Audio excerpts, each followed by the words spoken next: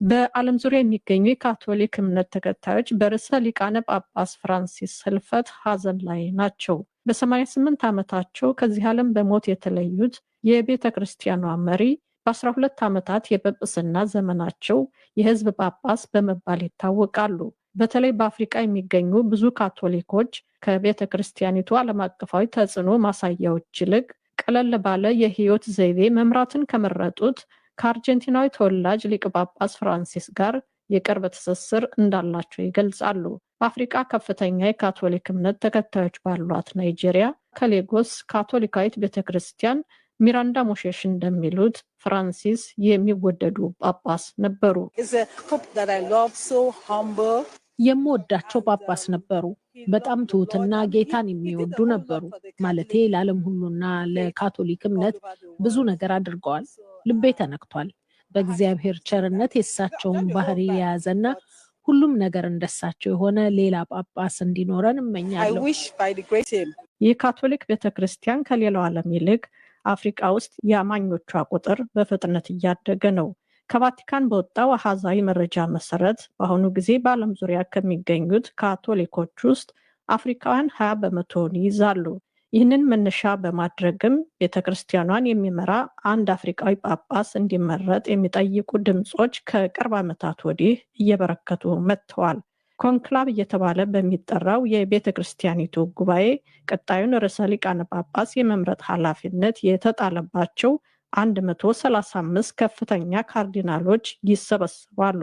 ጉባኤው በግንቦት ወር መጀመሪያ የሚካሄድ ሲሆን የተወሰኑ የአፍሪቃዊ ስሞች በእጩ ዝርዝር ውስጥ ይኖራል ተብሎ ይጠበቃል።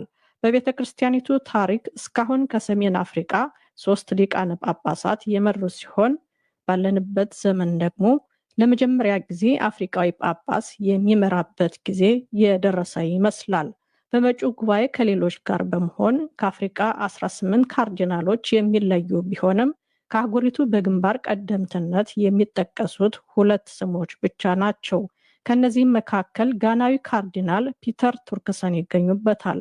የረዥም ጊዜ የኬፕ ኮስት ሊቀ ጳጳስ ሲሆኑ በ2009 ዓ.ም ወደ ሮም ተዛውረው የፍትህና የሰላም ጳጳሳዊ ምክር ቤት ፕሬዝዳንት ሆነዋል። ሲስተር ጃሲንታ ቶኒቫ እንደሚሉት በሁለቱ ጳጳሳት መካከል ተመሳሳይነት አለ። በጳጳሱና በካርዲናል ቱርክሰን ሰብዕና ውስጥ አንዳንድ ተመሳሳይነት አለ።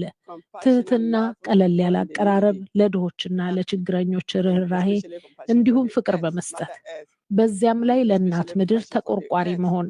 ይህም ለሕዝባችን ሕይወት ጠቃሚ ነው።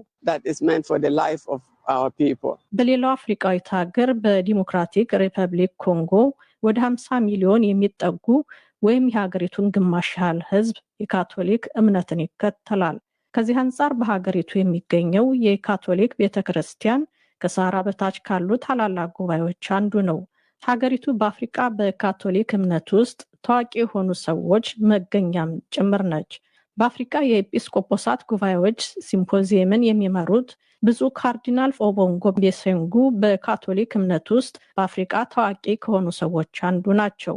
ቤሴንጉ የካርዲናል አማካሪዎች ምክር ቤት አካል በመሆንም ለርዕሰ ሊቃነ ጳጳሳት ፍራንሲስ ታማኝ በመሆን ለብዙ ዓመታት አገልግለዋል። ያም ሆኖ በአቡነ ፍራንሲስ እና በካርዲናል ኦቦንጎ ቤሴንጉ መካከል ጉልህ ልዩነቶች ነበሩ።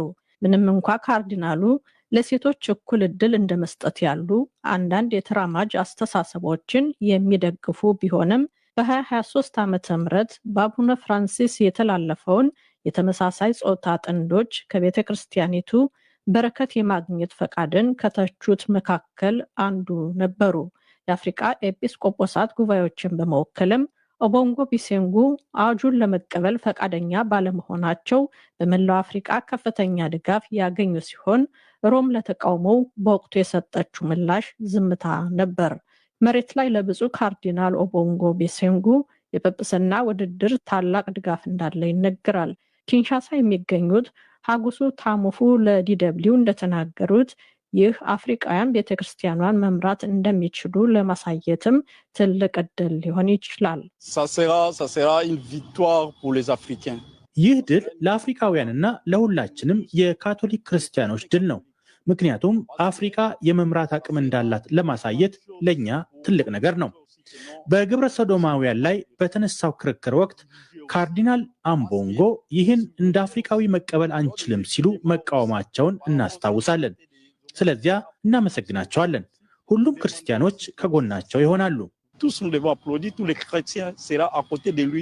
ታሙፉ እንደሚሉት የቤሰንጉ የተመሳሳይ ጾታ በረከቶችን አለመቀበል አፍሪካን ከቤተ ክርስቲያናቸው ምን እንደሚጠብቁ የሚያመላክት ነው። ያም ሆኖ በግብረ ሰዶም ላይ እንዲህ ያለ ጽኑ ተቃውሞ ማቅረብ በሚቀጥለው ወር በሚካሄደው ጉባኤ ላይ ለመመረጥ ለአፍሪካውያን እጩዎች አሉታዊ ተጽዕኖ ሊኖረው ይችላል ተብሏል። ምክንያቱም ፍራንሲስ የቤተ ክርስቲያኒቱን የማስታረቅ እርምጃዎች ከአፍሪካ ውጭ በአብዛኛዎቹ ተቀባይነት አግኝቷል። ዲደብሊው ስለ አፍሪካውያን ጳጳሳት የመመረጥ ዕድል የጠየቃቸው ኒሾል የአዲሱ ጳጳስ ምርጫ ከኮታና ከዘር የተሻገረ ነው ይላሉ። ፍራንሲስ ሩቅ ከመጡ ካርዲናሎች ውስጥ መምረጣቸው ማንም ሰው ከየትኛውም ቦታ ሊቀ ጳጳስ ሊሆን እንደሚችል አመላካች ነው። አፍሪካ በተፈጥሮዋ ከቁጥር ብዛትና ካለው አስደናቂ ብዝሃነት አንጻር በእርግጠኝነት ለቤተ ክርስቲያኗ የወደፊት እጣ ፈንታ ወሳኝ ናት። ማንም በዚህ ላይ መከራከር አይችልም። እርግጠኛ ነኝ የመንፈስ ቅዱስ ስራና የሚመርጡት ካርዲናሎችም በአእምሯቸው ውስጥ ይህ ሀሳብ ይኖራል። ለዚህ ነው ማንኛውንም ነገር መጠበቅ አለብን የምለው። ያም ሆኖ ከመጋረጃ ጀርባ ባለሙያዎች እንደሚሉት ካርዲናል ቱርክሰንም ሆኑ ቤሴንጉ የመወዳደር እድላቸው ጥርጣሬ ውስጥ ይገባል። የመጀመሪያው የእድሜ ጉዳይ ሲሆን የ76 ዓመቱ ቱርክሰን ለአንዳንዶች በጣም ያረጁ መስለው ሊታዩ ይችላሉ። የ65 ዓመቱ ኦቦንጎ ደግሞ በአንዳንዶች ዘንድ በጣም ወጣት ሊባሉና ለ10 ዓመታት ቤተክርስቲያኗን ይዘው ሊቆዩ ይችላሉ የሚል ፍርሃት ሊያሳደር ይችላል። ከዚህ በተጨማሪ ቤተክርስቲያኒቱ ለዘመናት ለቁጥር የሚያታክቱ የጾታ ጥቃቶችን በግልጽ ለመፍታት ያለመቻሏ ጉዳይ ነው። ይህ የሚያሳዝን የቤተክርስቲያኗ ምዕራፍም በፍራንሲስ አስተዳደር በአውሮፓ በሰሜን አሜሪካና በሌሎች ቦታዎች መሻሻል ቢታይም አፍሪካ ውስጥ ግን ጉዳዩ አሁንም ድረስ አይነኬ ይመስላል። በዚህ የተነሳ በጉባኤው ላይ የሚካፈሉ ካርዲናሎች አፍሪካውያን እጩዎችን ለመምረጥ ሊያቅማሙ ይችላል ተብሏል። የሌጎስ ሊቀ ጳጳስ አልፍሬድ አዴዋሌ ማርቲንስ ግን የቤተ ክርስቲያኗ ምዕመናን በማንኛውም ሁኔታ ቢሆን ወደ ጉባኤው እንዲቀርቡ አስጠንቅቀዋል። ማርቲንስ ከዶይቼ ቬለ ጋር ባደረጉት ቆይታ ብቁ ተተኪ የማግኘት ጥያቄ ከዚህ በፊት ከነበረው የበለጠ የተወሳሰበ ሊሆን እንደሚችል የትኩረት በአፍሪካ ዝግጅት የተካተተው የዲሞክራቲክ ሪፐብሊክ ኮንጎ ወቅታዊ ሁኔታ ነው። ከዚህ ቀደም ሰላምን ለማስጠበቅ የተደረጉትን በርካታ ያልተሳኩ ሙከራዎችን ተከትሎ ታዛቢዎች በዲሞክራቲክ ሪፐብሊክ ኮንጎና በኤም23 አማጽያን መካከል የተፈረመውን የመጨረሻውን የእርቅ ስምምነት በታላቅ ጥንቃቄ እየተመለከቱት ነው። በኳታር የተካሄደው የመጨረሻው የሰላም ስምምነት በሀገሪቱ ባለፉት ወራት ብቻ በሺዎች የሚቆጠሩ ሰዎች መሞታቸውን ተከትሎ የተካሄደ ስምምነት ነው። ነገር ግን በዚህ ስምምነት መካከል በሀገሪቱ ሌላ ተስፋን ያጨለመ ዜና ተሰምቷል። የቀድሞ የኮንጎ ፕሬዝዳንት ጆሴፍ ካቢላ ለብዙ ወራት በኤም23 አማጽያን ቁጥጥር ስር በምትገኘውና በሀገሪቱ ምስራቃዊ ክፍል በምትገኘው በጎማ ከተማ በቅርብ ቀናት መታየታቸው ተዘግቧል። የካቢላ በጎማ መታየት በማህበራዊ መገናኛ ዘዴዎች ላይ ከፍተኛ ክርክር ከመፍጠሩ ባሻገር የሚናፈሰው ወሬ የኮንጎን መንግስትም ያስቆጣ ይመስላል። ለሪፖርቶቹ ምላሽ የኮንጎ መንግስት የካቢላን የህዝቦች መልሶ ግንባታና ዲሞክራሲ ፓርቲን እንዲታገድና በቤተሰቦቻቸውና በፖለቲካ አጋሮቻቸው ላይ የጉዞ ገደቦችን አውጥቷል። በኦቶዋ ካናዳ የግጭት ተመራማሪ የሆኑት ኤቮን ሞያ ለዲደብሊው እንደተናገሩት የካቢላን ንብረት ማገድ ከባድ ስህተት ነው። ያም ሆኖ ካቢላ ወደ ኮንጎ ስለመምጣታቸው ምንም አይነት መግለጫ አልሰጡም። ኤቮን እንደሚሉት ካቢላ ሁሌም እንቆቅልሽ ናቸው። እስካሁን ከኪጋሊ ወደ ጎማ መሄዳቸውንና በጎማ ማረፋቸውን የሚያረጋግጥ ምንም ነገር የለም። ሁሉም ነገር ግምት ነው። ካቢላ በስልጣን ላይ ሆኖም ሆነ ከስልጣን ወርደው ሁልጊዜም እንቆቅልሽ ናቸው።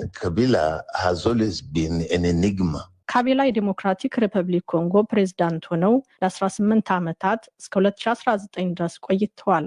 በመጨረሻም ካቢላ ከፌሊክስ ቲሽኬዲ ጋር ጥምረት ፈጥረዋል። ነገር ግን ብዙም ሳይቆይ በ2023 ዓመተ ምህረት በሁለቱ መሪዎች መካከል የተፈጠረውን አለመግባባት ተከትሎ ወደ ደቡብ አፍሪካ ለመሰደድ ተገደዋል። ካቢላ የኤም23 አማጺ ቡድንን ይደግፋሉ በሚል በተደጋጋሚ ተከሰዋል።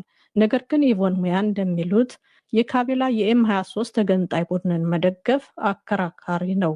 ፕሬዝዳንቱ ስልጣን ላይ በነበሩበት ወቅት የአማጺውን ንቅናቄ መዋጋታቸውንም ይገልጻሉ። ከዚህ አንጻር የመንግስት ምላሽ የተጋነነ ነው ይላሉ። ለካቢላ መመለስ የመንግስት ምላሽ የተጋነነ ይመስላል። ይህ በመንግስትና በተቃዋሚዎች መካከል ባለው ግንኙነት ውስጥ አደገኛ ቅድመ ሁኔታን ያስቀምጣል። እኛ ጦርነት ውስጥ ነን እና ፕሬዚዳንቱ ሀገሪቱን አንድ ለማድረግ እየሞከሩ ነው። የፖለቲካ ስርዓቱን አንድ ክፍል በማስቀረት ሀገሪቱን አንድ ለማድረግ መሞከር ጥሩ መንገድ ነው ብዬ አላምንም።